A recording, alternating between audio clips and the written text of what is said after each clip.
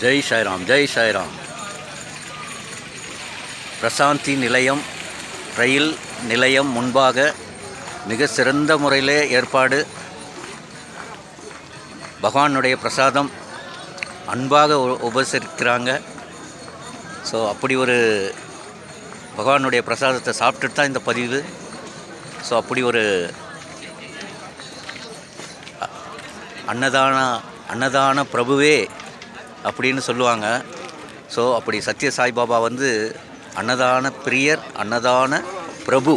ஆனால் அன்னதானம் என்ற வார்த்தையை வந்து பயன்படுத்த மாட்டார். இறைவனுடைய பிரசாதம், ஆமாம், தேவுடு பிரசாதம் அப்படின்னு தான் அவர் அந்த வார்த்தையை தான் பயன்படுத்துவார். ஸோ அப்படி ஒரு ஞானவான் பாருங்கள்.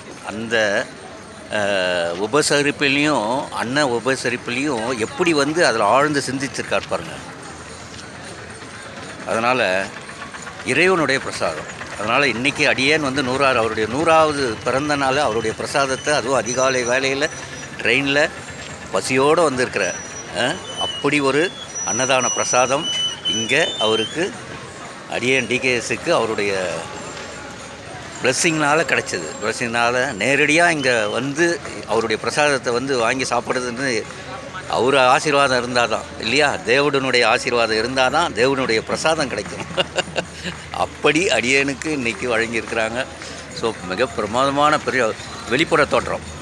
ஆமாம், வெளிப்புற தோற்றத்துலேருந்து இந்த பதிவு எல்லா சகல விதமான ஏற்பாடு. நம்ம தேசிய கொடி பாருங்கள், இன்னும் பட்டொலி வீசி தேசிய கொடியானது பறக்குது. ஸோ பிரசாந்தி நிலையம், இந்த ரயில் நிலையம் ஓப்பன் பண்ணும் போது அடியேன் சென்னையில் அடியேனுக்கு தெரியும். ஸோ அப்படி ஒரு பாருங்கள், பட்டொலி வீசு பறக்கிற நம்ம இந்திய தேசிய கொடி.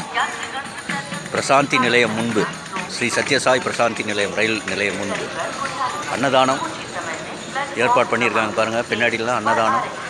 ஸோ அப்படி ஒரு பிரம்மாண்டமான ஏற்பு 10 நாட்களாக நடந்துகிட்ருக்கு. ஆமாம், இலவச பேருந்து. ஸோ நம்ம ஆந்திர மாநிலத்தினுடைய அரசு விழாவாக கொண்டாடுறாங்க. நேற்று முதல்வர், பாரத பிரதமர்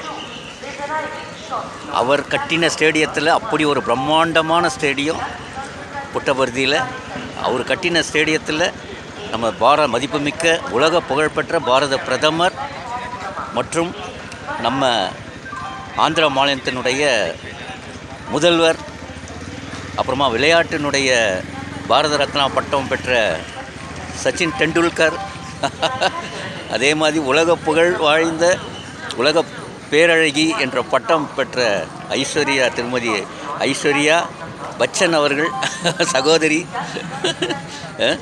கூட பிறந்தால் தான் சகோதரியா? எல்லோருமே சகோதரிகள் தான். பாபா ஸ்தலத்தில் வந்தாவே பிரதர்ஸ் அண்ட் சிஸ்டர்ஸ். அவருடைய அன்புக்கு பாத்திரமானவர்கள். ஸ்ரீ சத்ய சாய்பாபானுடைய அன்புக்கு ஈடு இணை அவர் மட்டும்தான். ஸோ அவருக்கு அன்பு, அதனால தான் அன்பே சிவம்னு சொன்னாங்களே, அது மாதிரி அவதார புருஷர் ஸ்ரீ சத்ய சாய்பாபா வந்து அவதார புருஷர், மனிதரில் மாணிக்கம், மனித தெய்வம். அவதாரமாக எடுத்து மனித தெய்வமாக எடுத்து சத்யசாயில் இந்த புட்டபர்த்தியில் இப்படி ஒரு நூற்றாண்டு, அவர் பிறந்த நூற்றாண்டு விழா பிரம்மாண்டமாக ஒரு இந்தியாவிலேயே அவருடைய பெயரில் இருந்த மாவட்டமானது ஸ்ரீ சத்யசாய் மாவட்டமாக மாற்றிய பெருமை ஸ்ரீ சத்யசாய் பாபாவுக்கு தான் அது சேரும். ஸோ அப்படி அனந்தபூர் மாவட்டத்தை ஸ்ரீ சத்யசாய் மாவட்டமாக மாற்றிய பெருமை.